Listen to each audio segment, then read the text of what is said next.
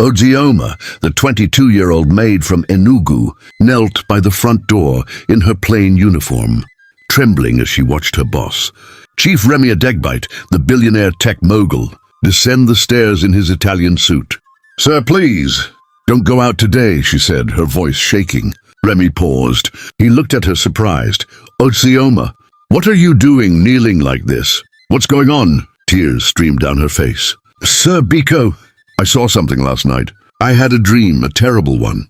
You went out, and you didn't come back. Something bad is going to happen if you step out today, I swear." Remy frowned. "A dream?" "Yes, sir. Please, I don't know how, but I feel it in my spirit. If you love your family, don't go today, please." At that moment, a pair of high heels clicked sharply on the marble staircase. "What's going on here?" came the smooth but cold voice of Ifeoma, Remy's elegant wife. She was dressed in a silk robe, sipping orange juice as if she were on vacation. Her tone was clipped. She looked down at Ozioma like she was a pest.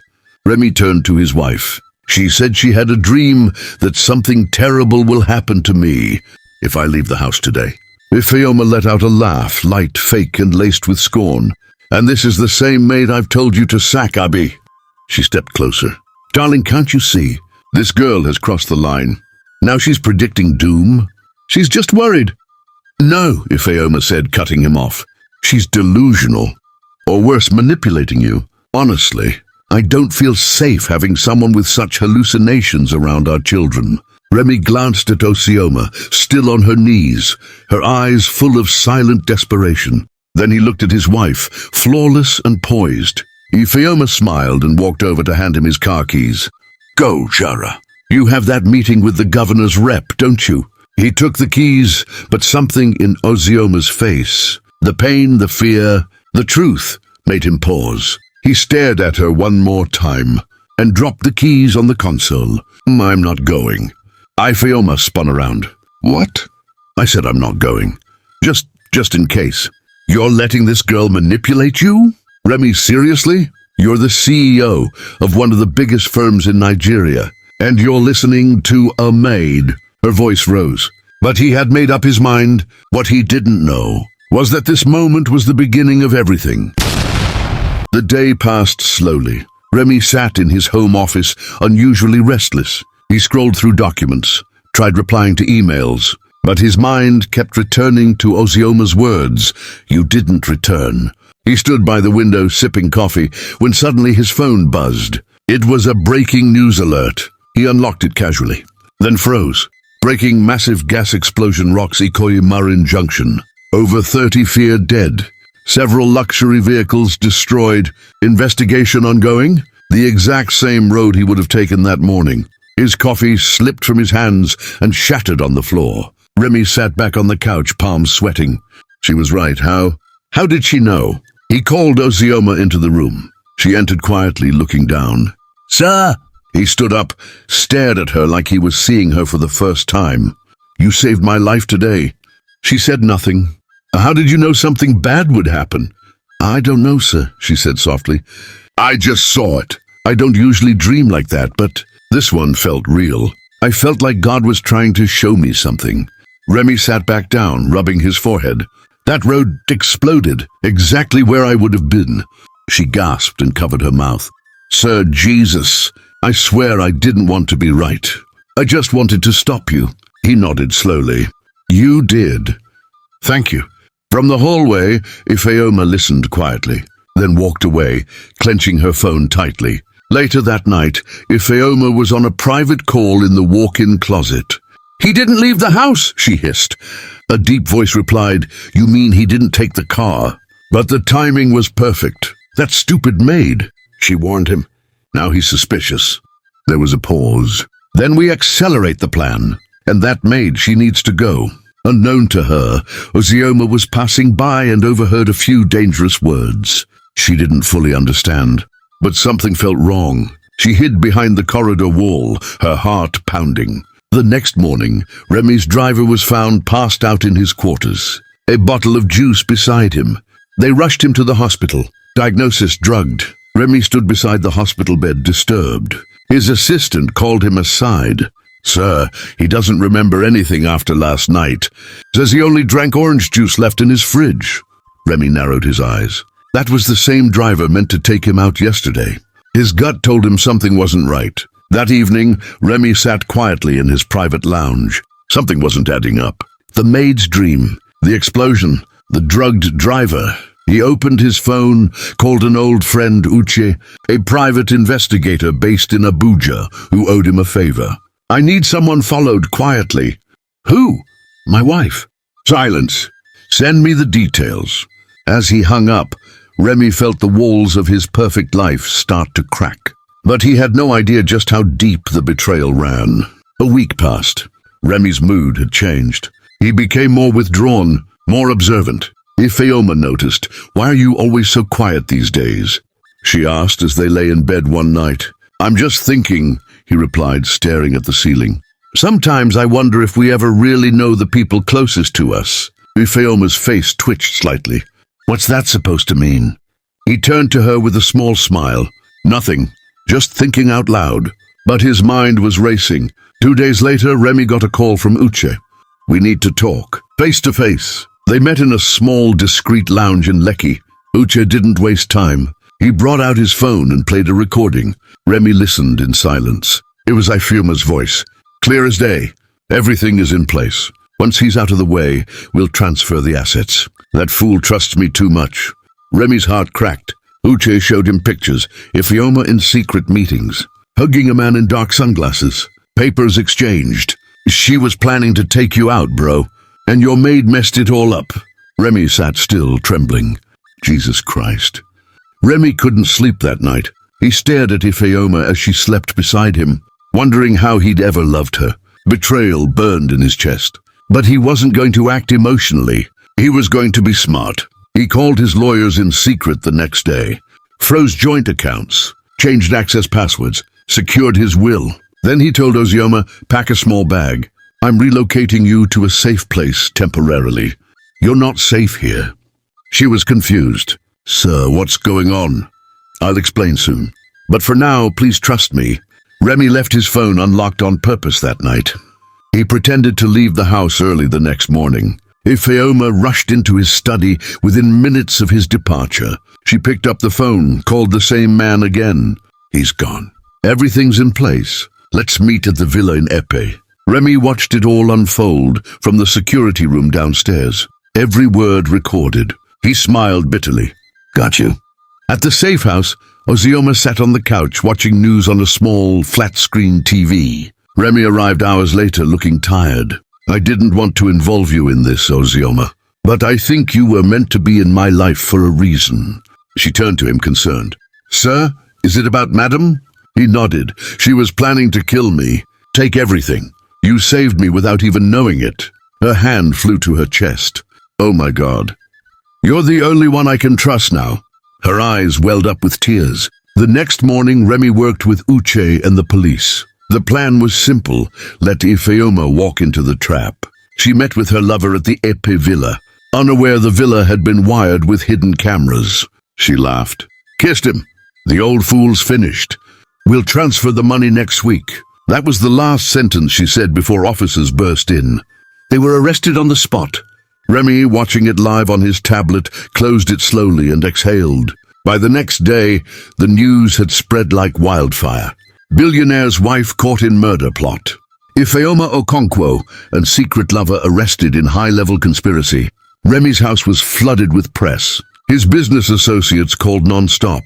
Investors panicked. He stood before the press in a calm, dark suit and read his statement. I was saved by the most unexpected person, our maid, Ozioma. She warned me and I listened. That's why I'm alive today. The reporters went wild. Ozioma, watching from the safe house, cried silently.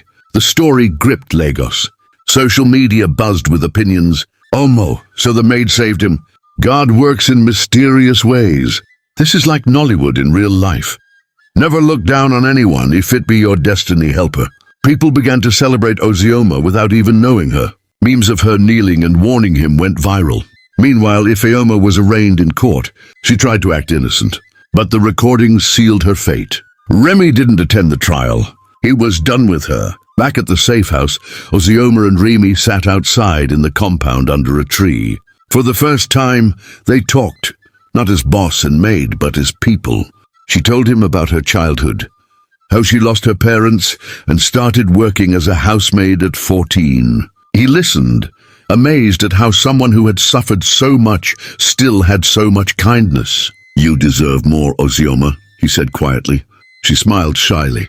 "I just want peace, sir, and to go back to school one day if God allows." Remy nodded. "God will allow it. I'll make sure of it." Remy returned to his mansion with tighter security. He dismissed all staff but one, Ozioma. He converted a guest room into a proper bedroom for her. "You're not a maid anymore," he said. "But sir—" "No buts. From today, you're under my personal care. That's the least I can do."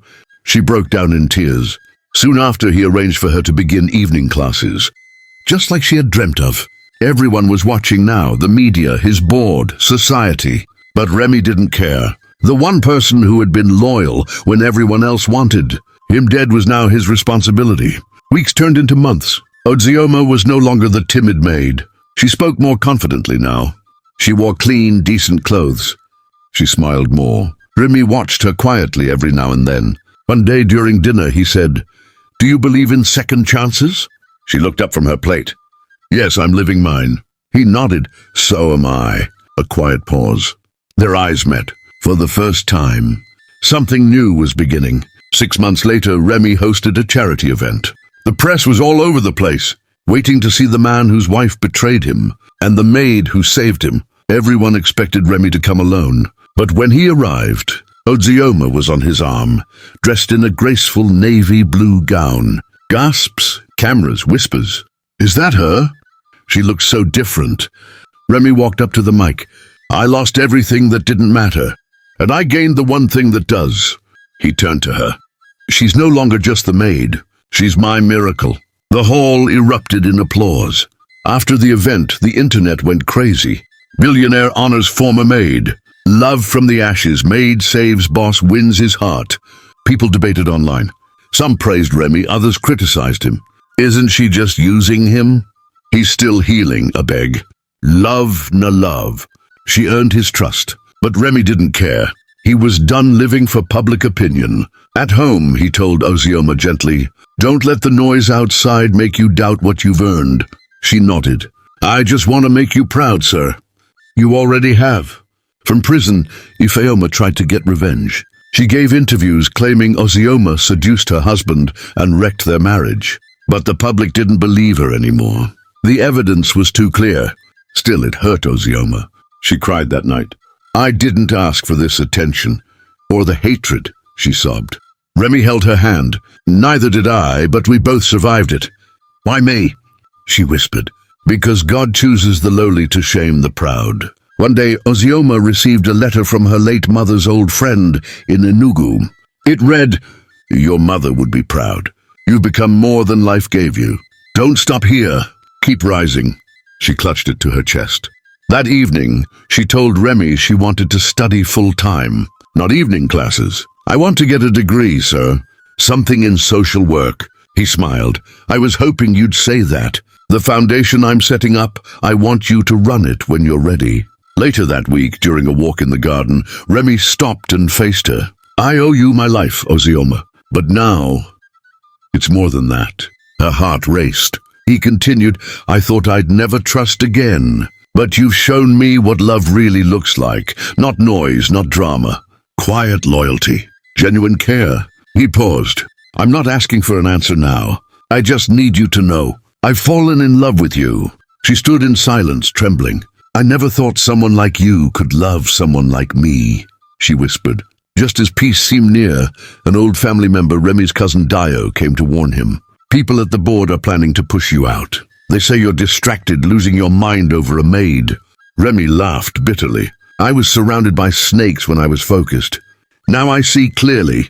But he knew what had to be done. He invited every board member to dinner at the house. Ozioma helped host them gracefully, poised, calm, elegant. They were stunned. "Wait, is this the same girl?" At the dinner, Remy stood and addressed them. "You think I've lost my mind?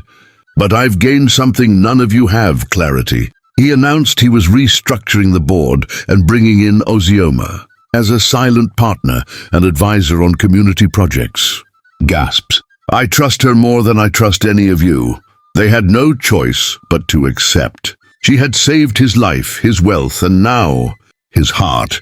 Remy set up a new NGO, the Ozioma Foundation, focused on training, shelter, and education for maids, domestic workers, and girls from poor backgrounds. He insisted Ozioma be the executive director.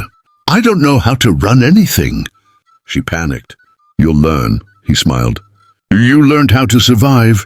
That was harder. The opening day, Ozioma gave a speech, nervous but sincere. I was once invisible. Now I'm standing here because someone believed in me. We'll do the same for others. Applause. Tears. She was becoming a voice for the forgotten. Within weeks, she was everywhere. TV interviews, radio programs, newspapers calling her the maid who rose. Nigeria's Cinderella with a brain. Beauty, brains, and bravery. But she never lost herself. She still helped the housekeepers wash dishes. She still greeted every gateman by name. She still called Remy sir. You can stop calling me sir, he teased one morning. I will, the day you stop being one. They both laughed. It was her birthday. She came downstairs to find the house decorated with candles and soft jazz music. Sir, what's going on? She laughed nervously. He stood at the bottom of the stairs, holding a small box. I've fought boardrooms and bullets, betrayal and loss. But loving you, that's been the easiest. He opened the box. A diamond ring glittered inside. Will you marry me? She was stunned, speechless. Tears filled her eyes. You already have my heart, sir.